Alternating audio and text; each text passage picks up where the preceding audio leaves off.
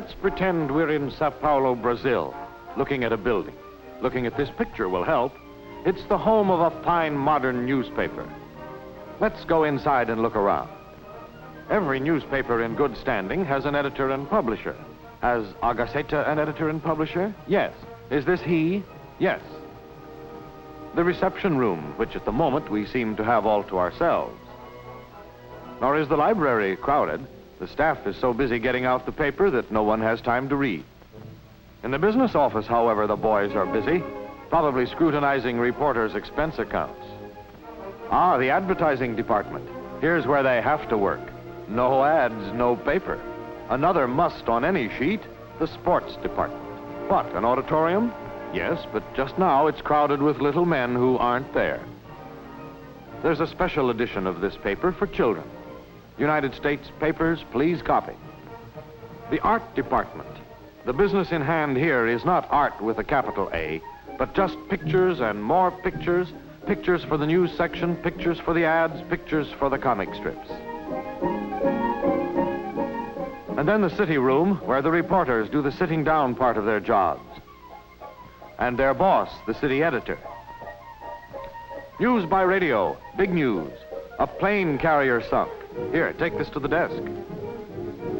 The assistant editor gets the flash. The journalistic wheels start spinning. Word goes to the rewrite desk. A story right away on that plane carrier. And have we a picture of that ship? Morgue? Is this the morgue? Very well, they'll look. And of course they'll have that plane carrier. A good newspaper morgue has on file, in pictures or clippings or cuts, everything from A to Z. Animals, boxers, calamities, debutantes, excavations, floods, Goebbels, hangings, Indians, judges, kings, lumber, murderers, nitroglycerin, operas, petroleum, quintuplets, Roosevelt, Stalin, tapestries, uprisings, vultures, wines, X's marking spots, youngsters and zebras. So they have the plane carrier? Yes.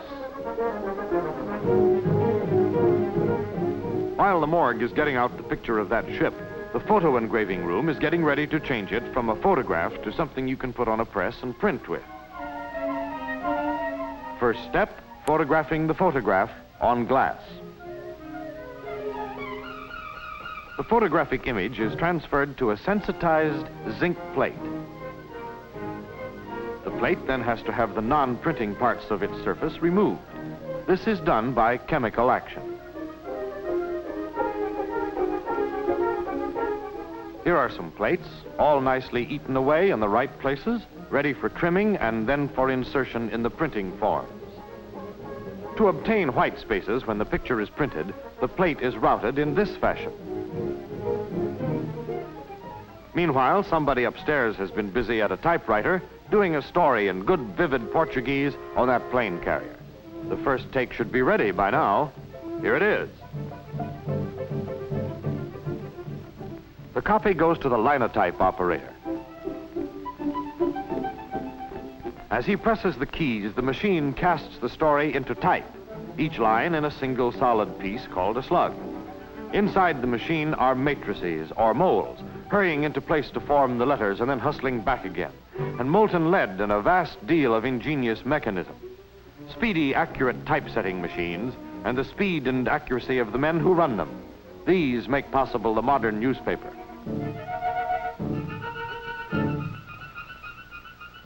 Now that a couple of hundred stories have come off the linotype machines, and the halftones and line cuts are all made and trimmed, and everything is nicely assembled on the make-up table, are they ready to go ahead and run off the edition? Dear me, no. This is not the lead they'll print from.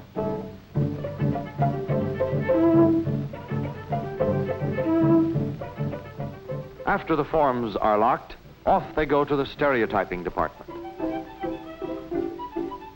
A blank matrix is laid over the type and pictures.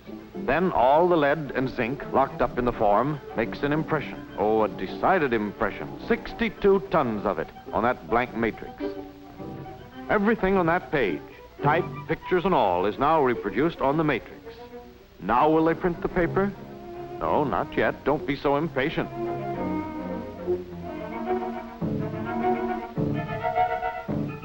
The matrix goes into a casting machine. More molten lead is in there somewhere. Now the whole page, reading matter, pictures and all, is cast into lead again.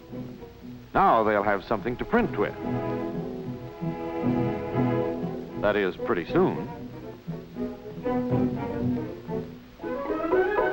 The castings first go to another machine where they're trimmed to just the right size for the presses.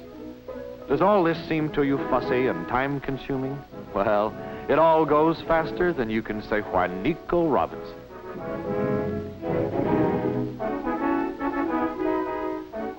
Loading the press. Nearly time for the first edition to be on the street. Have to start 'em rolling pretty soon. But what'll they print on? Can't have newspapers without newsprint. Where's the paper? Paper? Sure there's paper, lots and lots of it. About 20 rolls of it for each edition. While editors and reporters and proofreaders and linotypers and photographers and engravers and all the others have been putting the edition together, some of the other boys have been loading the presses with paper. Deadline for starting the first edition through the presses is high noon. Everything is about ready now. This moment, repeated every day in any big newspaper office, is like that pleasantly exciting moment in the theater just before the curtain goes up. Let her go. It's noon. The clocks say so, the sirens say so, the people outside waiting for newspapers all know so. Start those presses rolling. So the big daily grist of news goes through the milling, rolling presses. More gains for Russia on the Eastern Front. Menuno Azul picked to win the 4th today at the Jockey Club. U-boats off the coast. Quadruplets born in Chile. Churchill gets confidence vote in Commons. Dogs barking saves 8 in Rio fire. Senorita Maria Duarte engaged to be married. 9 German generals suddenly taken ill. Lots of news. Big news, trivial news, tragic news, amusing news, world-shaking news, all sorts of news for a news-hungry world. So it is here in Sao Paulo as it is in any other big city where the press is free and where the people who turn out newspapers know their trade. This is Sao Paulo, but it might as well be Boston or Indianapolis or Dallas or Frisco.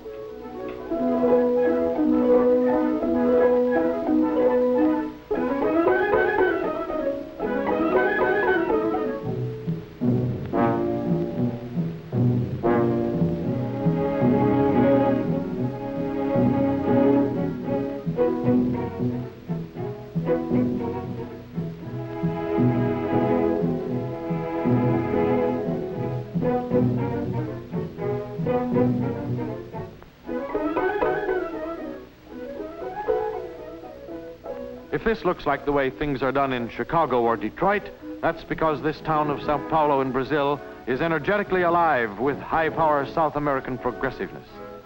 Where is the fastest growing city in the Western Hemisphere? In the United States? No, sir. It's this same Sao Paulo in Brazil. 1,200,000 people, and 50,000 more of them each year. Modern commercial and industrial life abounds in Sao Paulo as in no other place in South America. No wonder they need brisk, up-to-date journalism, and they get it.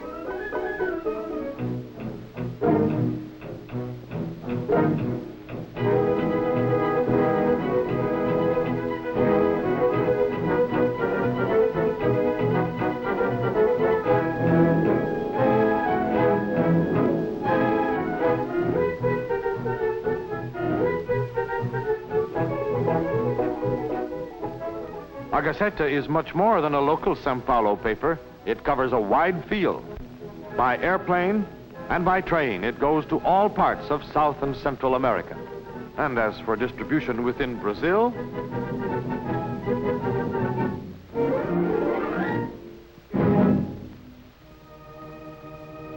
F-I-M, pronounced FEM, being, yes, you've guessed it, Portuguese for the end.